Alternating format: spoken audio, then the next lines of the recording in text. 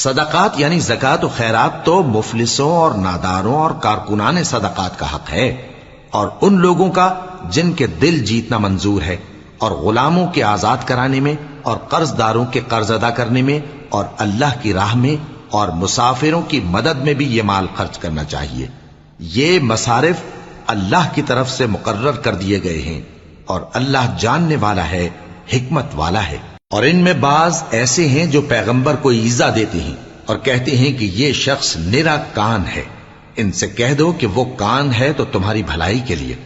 وہ اللہ کا اور مومنوں کی بات کا یقین رکھتا ہے، اور جو لوگ تم میں ایمان لائے ہیں ان کے لیے رحمت ہے، اور جو لوگ اللہ کے رسول کو رنج پہنچاتے ہیں ان کے لیے عذاب علیم تیار ہے۔ مومنوں، یہ لوگ تمہارے سامنے اللہ کی قسمیں کھاتے ہیں تاکہ تم کو خوش کر دیں،